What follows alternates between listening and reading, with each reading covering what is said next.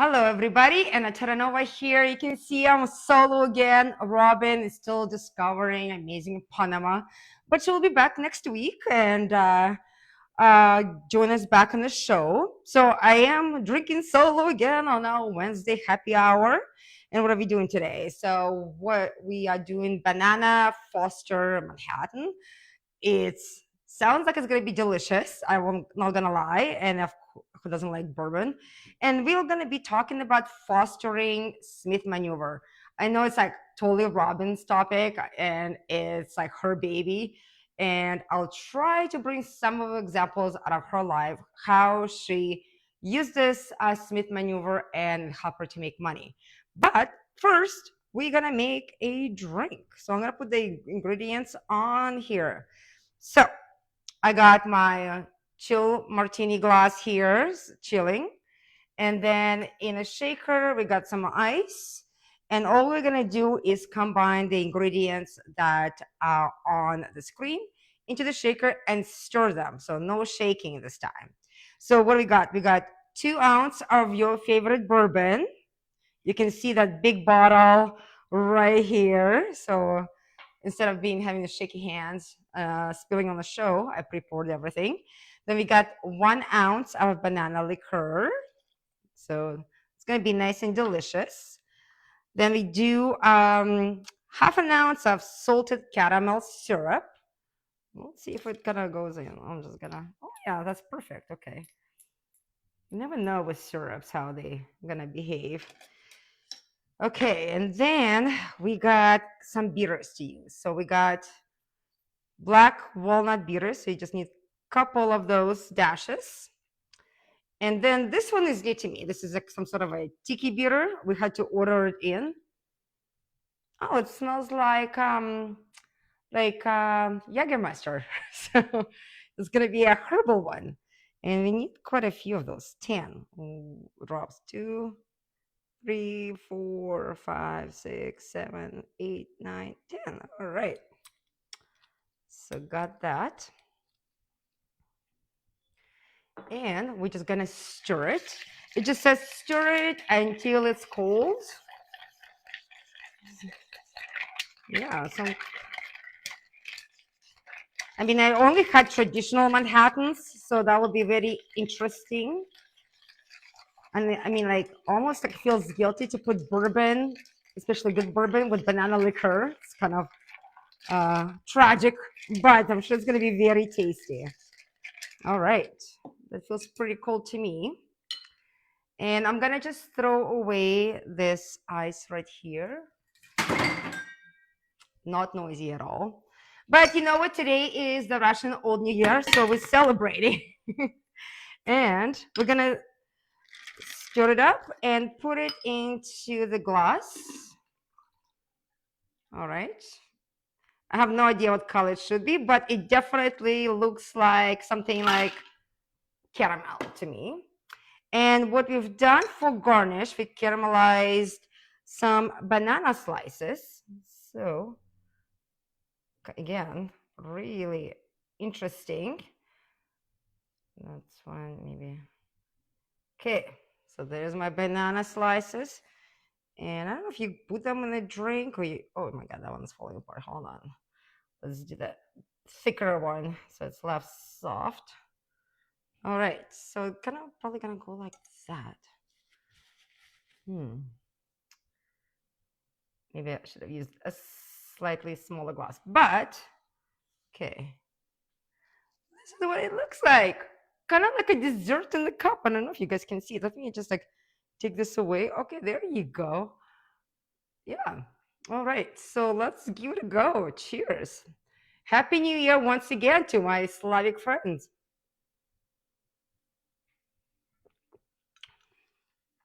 Mm. Okay, so definitely a dessert drink. It's a little bit of sweet. The recipe also recommended maybe to put a dash of sea salt. I'm not huge on the salt in my drinks, but you could have probably give it a go. I can see how salt could have balanced out this sweetness. Very bourbon forward.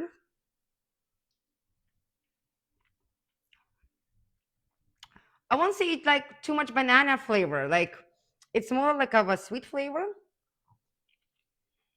Mm, okay, this is like the best part. The caramelized banana in this drink. Yeah, I can eat a lot of this. There you go. My liquid lunch. Mm, mm-hmm. Recommend. Great fun dessert drink for after dinner if you want to try something new and with bourbon. It's nice and strong. Mm, yeah, maybe a little bit too sweet for my liking, but otherwise I really enjoy it. It's yeah, and banana was so say cherry on top. So okay, what are we doing? We are talking about the Smith maneuver. So it's kind of a big topic. I try to go over just interesting facts about it and maybe get enough of you getting to like interest to use this particular strategy to make money. And if you guys have any questions or this is something you really want to dig in or you're wondering yourself how to do it, please contact us. Here's our phone number is on the screen. We would love to sit down with you and chat more in detail because it's really personalized approach. So what is it? So it was something being created by Fraser Smith back in the 80s, but it really didn't become popular in 2002 until his book was published. And what it is, it kind of shows how, and it's totally legal in Canada because some people will like asking online if it's legal. It's illegal in Canada. It's a legal Canadian financial strategy that you can use for leveraging your principal in your home and buying more properties and then use them as a tax write-off. So let's dig in a little bit how that actually works. So first you have to own some sort of property with a mortgage on it. So when you set up your first property, make sure you get your mortgage and you get HELOC. So HELOC is a home equity line. And what happens is when you pay off your mortgage, your HELOC, your home equity line, increases. So if you paid 100,000, so suddenly you have 100,000 in your HELOC. That money that you can take from your line of credit at low interest rate and use it to buy the next thing.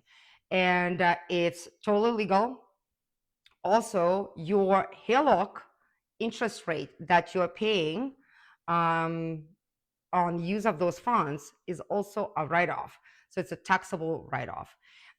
So what do, you acquire the mortgage, you pay some of the mortgage out. So the banks would like to see at least 20% of equity paid out in your home before you start borrowing again against your home.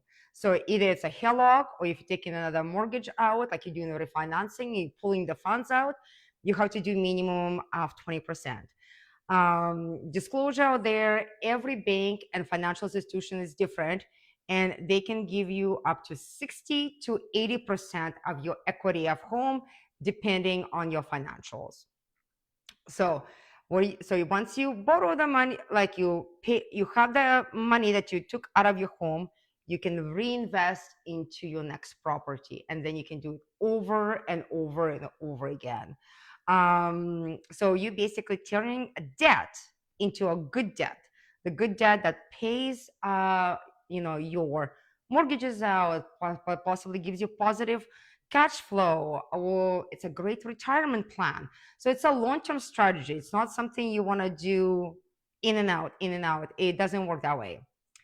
So so we talked about once you get the second house, the you do it this exactly the same. So all the interest rates, no, sorry, all the interest payments on your HELOC, on your mortgages, on your rentals, it's all again you can write off against your income, your rental properties. So you're building your vacation property, your rental property. So what Robin did, who is not unfortunately not here, and she's super passionate about it, what she did is basically 3 years ago, I think about 3 years ago, she started doing it.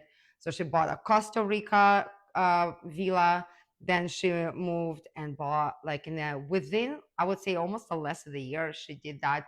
She got Mississippi property, and then within another year, she bought condo in Deadman's Flats, just outside of Kenmore, beautiful mountain resort. So she was able to utilize this to put down payment on the property. So you have to get 20% down. I believe with the resort properties, it has to be 25, but it's basically 20 to 24% down on each additional property. And you do each property is set up the same way. You get mortgage with HELOC. And then once it's all rentable, it brings you money, pays out your principal, increases the value of your property, and gives you a cash flow. That's the best case scenario, and it sounds amazing. You can do this fairly fast depending on your income, your abilities, and what you qualify for through the bank. There are the risks though, right? So like, what happens if the market goes down? What happens if my property is not rented, or Airbnb demand is not high, or policy change? So there's a things you can do to mitigate that risk. Number one, be aware that is a risk, that it's not a golden mine. It always takes an effort. If you manage it yourself, it's the best, because you kind of always in the know what's happening, instead of using management companies. And again, myself and Robin can sit down with you and show how to do that through all the apps and the programs that are available for you to leveraging rental markets, Airbnb, vacation markets, home exchange, whatever your goals are. And the next thing is, if you investing into, let's say, like rental market, then you want to make sure that you have almost like two income properties. So you can rent upstairs and downstairs, or at least you have kind of two suites. The beauty of it, the Calgary right now is more promoting of legal suites, right? So there is more push from our government to legalize the suites or build more suites to solve the housing issue. So that's a great time to do legalize the suites or build the suites in your basements and create the two income property. Either you can help yourself to pay your mortgage down, or you can have two different renters. The best part about it is that um, if one tenant moves out, you still have another tenant downstairs or upstairs paying the rent. So you're not in a zero and you don't go into the minus. And of course, be involved. Landlord always helps to make sure the property is taken care of, and you managing the tenants and maintenance really well, because then your property stays in a better shape and people like to stay there longer. And I have some other notes here. Let me see. Oh, yes. And another thing, to like, one of the risks to be conscientious about, because you are putting the mortgages on those homes, usually you take what, I don't know, 3-year term, 5-year term. If you're doing, if it's a low mortgage and you like to get a fixed, so like closed mortgage for 5 years, you have to remember that in 5 years, that rate can be very different. It could be much higher. So your mortgage, your rent or your income you're getting from that property needs to cover the expenses that you're paying to the bank and just overall. That's what you have to keep in mind. If you're on variable, which is traditionally is the best mortgage rate, it's lower, it performs better. But again, that's something we went through in the last 3 years, where the mortgage rates went up, variable was quite high, fixed rate was a little bit better. So, but although variable is going back now, and it's actually a better deal than fixed. So you have to remember that if you're on variable mortgage and the rate starts going up, your expenses will start going up. But that said, you pay, sometimes you can keep your payments exactly the same. You're just gonna pay more of an interest rate than the principal. But if it's not your home, that interest rate is deductible from your tax income. So it's not that bad, but that's something you need to be aware again, especially if you're planning to pay off more principal and pull the money for another investment. Yeah, so that's kind of it for me, I think. And of course, as a disclosure, I am not a tax advisor, not a banker. Make sure you seek professional help how to do the tax write-offs and how it works in your family and works for you. But although we can always sit down first, build that plan, then get your accountant or your advisor to check on it, make sure that goes well and that's something you are qualified to do, and then we can go up and build your little real estate empire.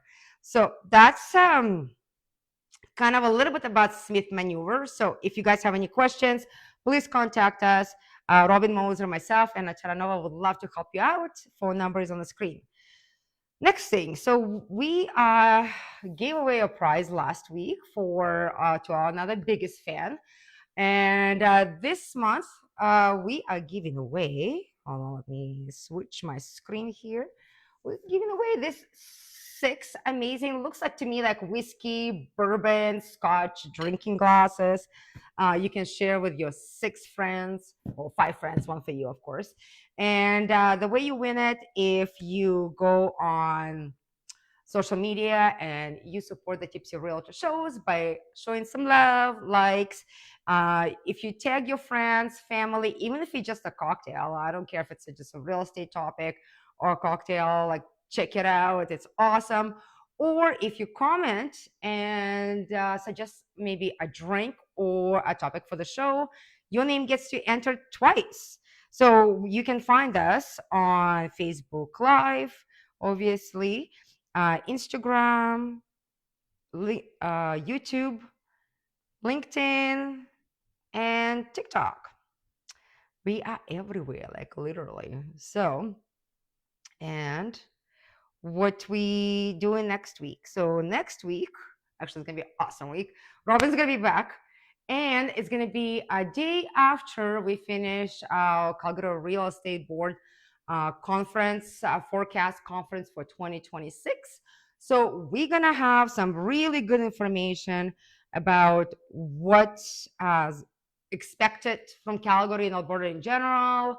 We're gonna see what kind of market it's going to be, what some of the risks and factors that may influence the market. So we're going to have tons of great information about 2026. And to go with that topic, we're going to make a cocktail called Hurricane. So I don't know if that sounds scary. We actually do have the best hopes. And of course, there's a great signs that 2026 market in Calgary will be amazing. And again, if you have any questions about what I've talked today about, or you're thinking of just selling or buying real estate in 2026, period, please contact myself and Robin. We would love to sit down with you and chat. Have a great Wednesday. Enjoy the beautiful weather out there.